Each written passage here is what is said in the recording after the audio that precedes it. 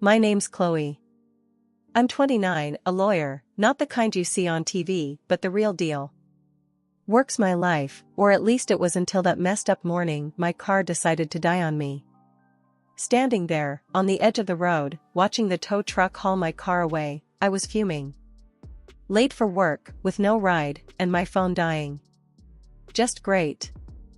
Then this guy, Mike, stops by. First thing he says, "Looks like you could use a hand." He's casual, driving this old pickup that's seen better days, but there's something about him. I'm thinking, do I really want to get into a stranger's truck? But then, what choice did I have? Only if you're heading towards downtown, I said, trying not to sound as desperate as I felt. Downtown it is. Hop in. He shot back with a grin that could disarm you at 20 paces. His confidence was something else. The ride was something out of a movie. We talked, or more like, he did most of the talking. Told me about his job in construction, how he loves it but hates waking up early. I shared bits about my lawyering, careful not to dive too deep into the boring details. You always pick up strangers? I asked, half joking. Only the ones who look like they won't murder me in my sleep. He laughed. That got me. His humor, it was dry, kind of like mine.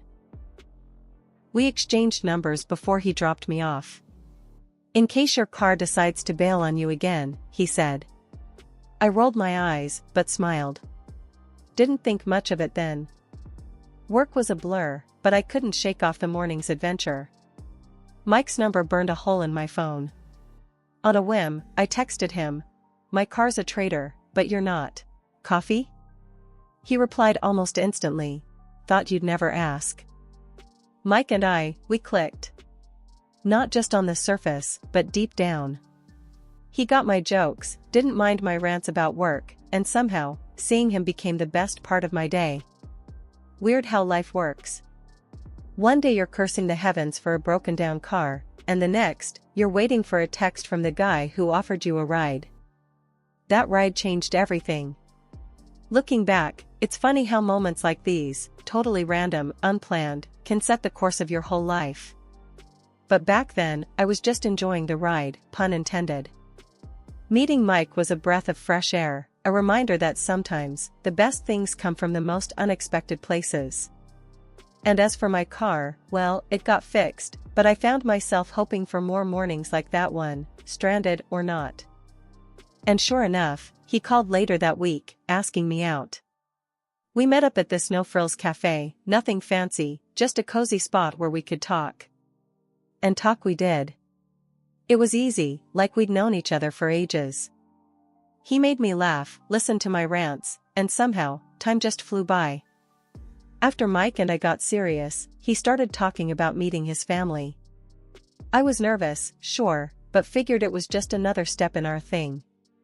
Mike had told me loads about his mom and sister, how they were this tight little clan since forever. I respected that.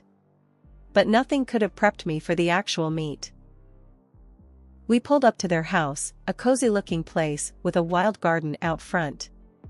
Mike had this brace yourself look as we walked up. Remember, they're a bit intense, he warned, ringing the bell. Intense? I echoed, raising an eyebrow. I'm a lawyer, Mike. I deal with intense for breakfast. The door swung open, and there stood his mom, Carol, and sister, Lucy. First impressions? Carol had the scrutinizing gaze that could peel paint, and Lucy seemed to mirror her, minus a few years. Mike. And you must be Chloe, Carol said, her voice sweet but her eyes doing a full audit. Come in, come in. The living room was like stepping into a different era, all antique furniture and photos. Mike introduced me properly, and we sat down, the air thick with anticipation. So, Chloe, Carol started, all casual. Mike tells us you're a lawyer. That must be interesting. Yeah, it's got its moments, I replied, trying to keep it light. Lucy chimed in. Must rake in a pretty penny, huh? I laughed, a bit taken aback. Well, it pays the bills and then some. Mike shot me a look, a mix of apology and I told you so. The conversation steered into downright nosy territory real quick. Carol leaned in. But exactly how much are we talking? You know, just out of curiosity. Ah, trade secret. I quipped, hoping my smile hid my discomfort. Mike tried to change the subject, bless him, but the two were like bloodhounds on a scent. After dinner, which was an interrogation disguised as a meal, I heard them in the living room, speculating about my salary based on the brands I wore and the car I drove. Mike found me in the kitchen, refilling my glass. Hey, they're just protective.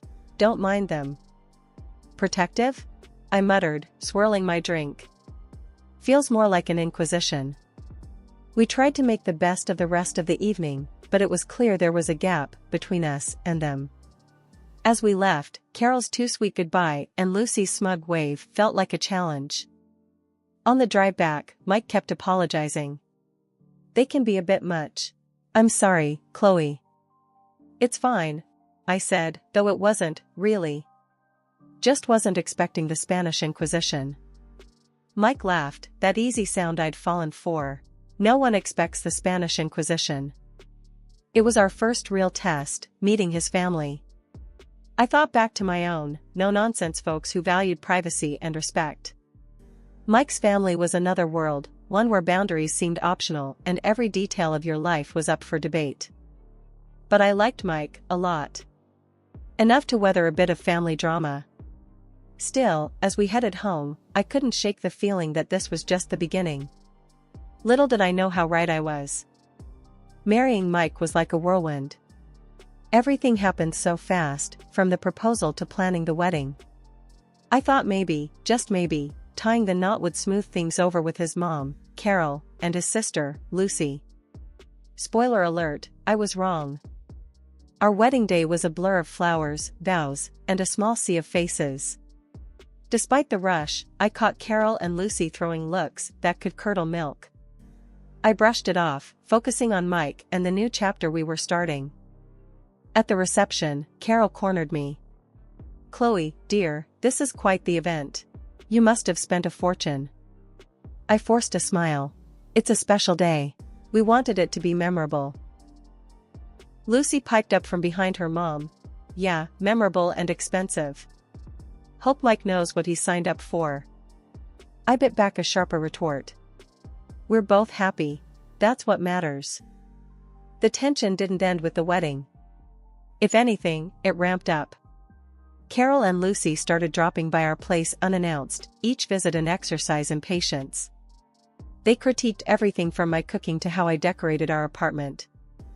One evening, they outdid themselves. Carol, gloved hand and all, dragged her finger across the top of our bookshelf and sked at the dust she found. Really, Chloe, cleanliness is next to godliness, she said, smirking. Lucy was quick to join in. Yeah, and I guess we're living among mortals here. I clenched my jaw, counting to 10 in my head.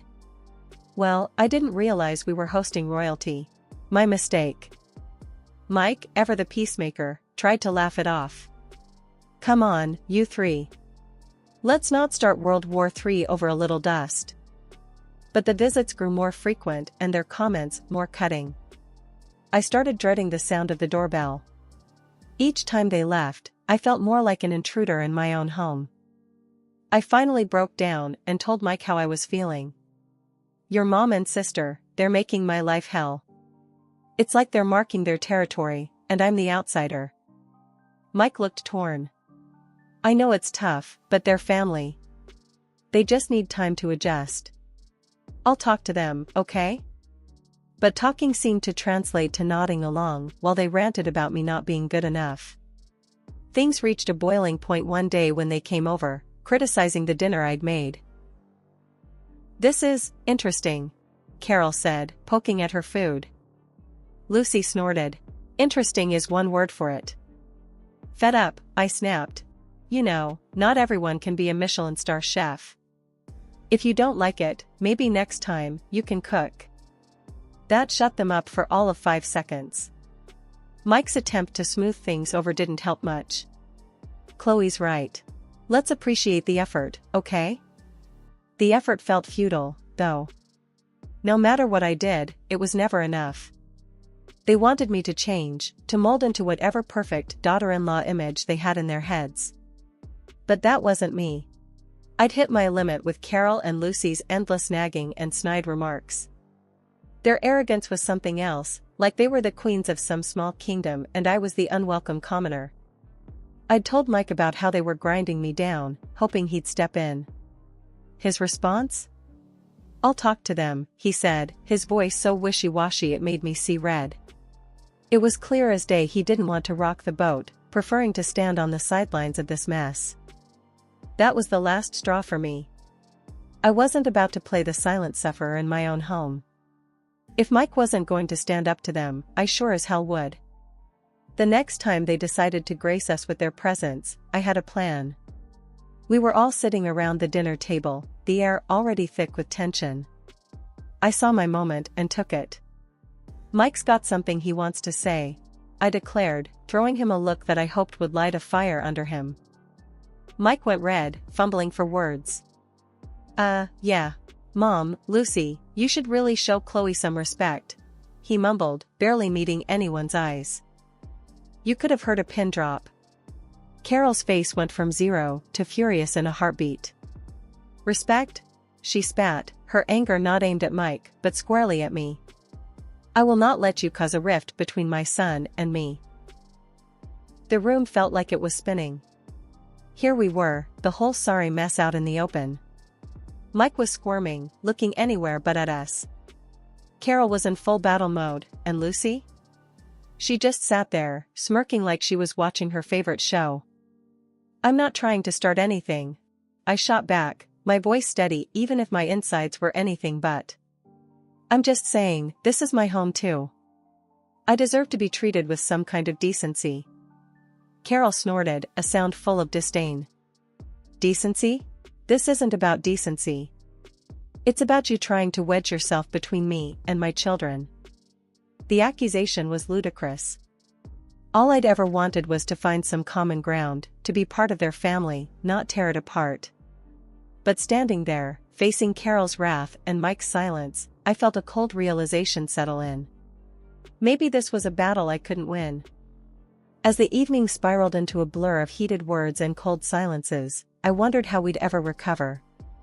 Mike's half-hearted attempt at support had only thrown gasoline on the fire, and now I was the villain in Carol's story, the woman who dared to stand up for herself. The confrontation had been meant to clear the air, to finally draw some boundaries. Instead, it felt like I'd only succeeded in drawing battle lines, with me on one side and the family I'd hoped to join on the other. And Mike? He was still somewhere in the middle, unwilling or unable to choose a side. After that fight, my life turned upside down. Carol, my mother-in-law, made it her mission to make my existence a living hell. She'd pop over when I was dead on my feet from work, starting drama out of thin air. And when Mike got home, there she was, all tears and sob stories, claiming I was the villain, hurling insults her way. Mike, bless him, fell for it every time. We'd end up in arguments, him siding with Carol, leaving me feeling like I was taking crazy pills. It was like I was the outsider in my own marriage, speaking a language no one else understood. But it didn't stop there. A friend of mine let slip that Lucy was out there, telling anyone who'd listen that I was dirty in my work, hinting I was pocketing client money without paying taxes. That was the last straw. I'm no saint, but I don't mess around with my profession. I called Lucy, my words sharp as knives. You know, spreading lies about someone's work is called slander. And that can get you sued. Lucy's bravado crumbled real quick over the phone. I'll stop. I didn't mean anything by it, she stammered, the fear in her voice clear as day. But the damage was done. She went crying to Mike, playing the victim, and before I knew it, I was getting an earful. Why are you bullying Lucy? Can't you see she's scared of you? Mike's anger was a red flag, signaling deeper issues in our marriage. Every day, I felt more like an outsider, a stranger in a world where Carol and Lucy reigned supreme, and Mike was their loyal subject. The more I saw it, the more I realized, I was the odd one out, always going to be second to his mother and sister. The battles at home were one thing, but Lucy trying to tarnish my professional reputation? That was a low blow, even for them. I started to wonder if Mike would ever really have my back, or if I was doomed to be the villain in their twisted family drama. The phone call from Carol had been as pleasant as nails on a chalkboard. "Lucy's tying the knot. We're celebrating at Le Grande Plateau this Friday. You're coming," she stated, her voice broking no argument. My heart sank. The last thing I wanted was to spend an evening in the lion's den, but Mike was all about mending fences. It could be good for us, a fresh start, he argued with that eternal optimism of his. Reluctantly, I agreed. Le Grande Plateau was the kind of place where the prices on the menu made you do a double take, wondering if you'd accidentally wandered into a car dealership instead. Carol, Lucy, the groom-to-be, and his parents were already seated, attacking a seafood platter like it was their last meal. No sooner had we taken our seats than Carol dropped the bomb. "Chloe, darling, we thought it'd be lovely if you covered tonight's feast. A small gesture to cement your place in our family," she announced, loud enough for neighboring tables to overhear. I nearly spat out my drink. "You're joking, right? You expect me to foot the bill for this extravaganza?" The table fell eerily silent, all eyes on me. Lucy, never one to miss a beat, added, "Oh, come on, don't be such a tightwad, Chloe. It's not every day your sister-in-law gets engaged." I felt like I was in the twilight zone. "Look, I came here to show support, not to bankroll Lucy's engagement party. This is beyond ridiculous." Carol's expression hardened. "I specifically chose this venue with the expectation you'd contribute. It's about showing respect, Chloe." My gaze flickered to Mike, desperate for him to say something, anything, in my defense. His response floored me. "She's right, Chloe. Just pay. We don't need more drama. You'll pay, otherwise we'll get divorced." I was flabbergasted. "So, it's pay up or get out? Is that my choice? Are you seriously siding with them on this?" Carol's smirk told me everything I needed to know. She thought she had won. But something inside me refused to let that happen. "You want a divorce over this? Fine. Let's do it. I'm not your puppet." You could have heard a pin drop. The shock on their faces was a bittersweet victory. I stood, my chair scraping loudly against the tile. I've had enough. Enough of the manipulation, the insults, and this sham of a marriage. As I stormed out, their bitter words followed me, but they bounced off me like I was made of steel. I was done. Done playing the villain in their messed-up family drama. Driving away, a torrent of emotions overwhelmed me. Fear, relief, anger, but above all, a sense of liberation. I'd finally stood up for myself, drawn a line in the sand. After the restaurant showdown, I went back to what used to be our place, now just a space filled with memories I couldn't wait to leave behind. Packing was a blur, each item a reminder of a life that felt like someone else's story. Once everything was boxed up, I filed for divorce. No dramatic confrontations, just a quiet end to a chapter one was ready to close for good. Word got around quickly, not just about the divorce, but about the fallout from that disastrous dinner. Turns out, Carol had tried to pull the same stunt with the groom's parents, insisting they cover the extravagant bill. That backfired spectacularly. The groom, fed up with the family's antics, called off the engagement with Lucy. You'd think that'd give them a moment's pause, a second of self-reflection, but no. Instead, Carol and Lucy pinned the blame squarely on me. According to the rumor mill, I was the villain of the piece, a greedy, heartless woman who'd torn their family apart. It would have been laughable if it wasn't so pathetic. The aftermath of that explosive dinner wasn't pretty.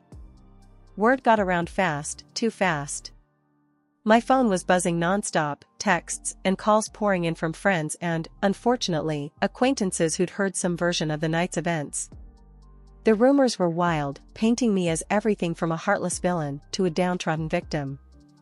I ignored most of them, but it was one call that I couldn't just swipe away, my mom. Chloe, honey, what's this mess I'm hearing about you and Mike? And something about a restaurant blow up? Her voice was a mix of concern and confusion. I sighed, rubbing the bridge of my nose. It's a long story, Mom. The short version? I stood up for myself, and things didn't go well. There was a pause on the other end, and then, well, I always said that woman was trouble. You're better off without them, you know. Hearing my mom say it out loud, it hit different. It was one thing to walk away, but another to hear that maybe, just maybe, I did the right thing. Yeah, I know. Just didn't expect everything to implode like this. A few weeks after I'd moved out, I ran into one of our mutual friends, Jenna, at the coffee shop. She wasted no time diving into the latest gossip. Chloe, I heard about the split, and everything else. Carol's been saying some wild stuff, you know? I took a sip of my coffee, already knowing where this was headed.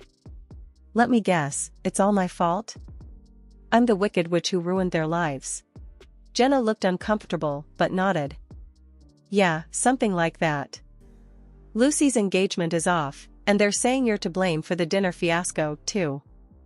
I couldn't help but laugh, they sound bitter. Of course, they are. Because it's easier to blame me than admit they're a pair of entitled, manipulative. Hey, I know it's tough, Jenna cut in. But you're better off without that drama. Despite the rumors, the whispers, and the blame game, there was a sense of relief that came with being free of it all. Free of Carol's constant meddling, Lucy's passive-aggressive jabs, and the never-ending cycle of drama that came with being part of their family. As I navigated my new life, word got back to me about Mike and his current living situation. Turns out, after our divorce, he moved right back in with Carol and Lucy. The three of them, all under one roof again. The thought brought a mix of emotions, but mostly, I felt a strange sense of relief. It was confirmation that walking away was the right choice, not just for me, but for my peace of mind.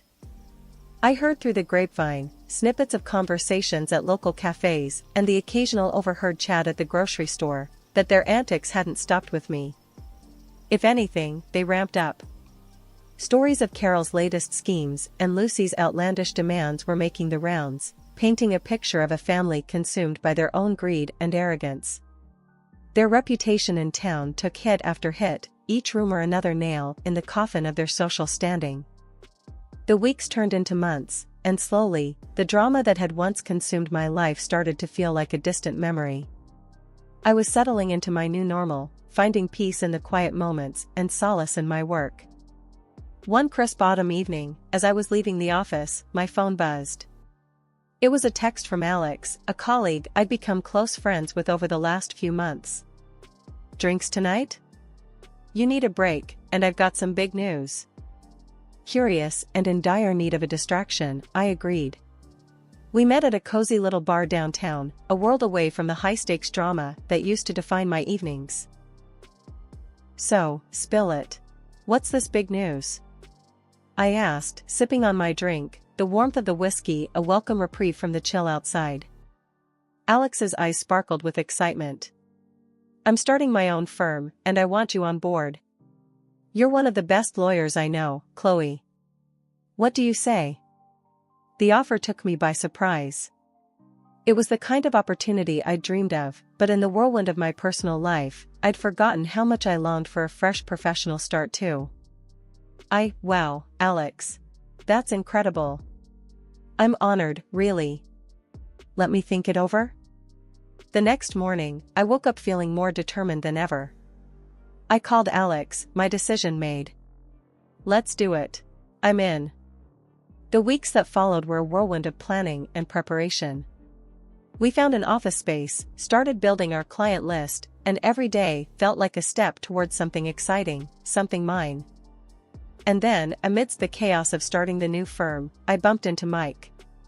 It was the first time we'd seen each other since the divorce was finalized. The encounter was awkward, charged with the ghosts of our shared past. Chloe, hey, you're looking good, he said, the words feeling like a peace offering of sorts. Thanks, Mike. You too. How's everything? We're getting by. Mom and Lucy, they're still them, you know? I nodded, no longer feeling the sting of their names. I'm sure they are.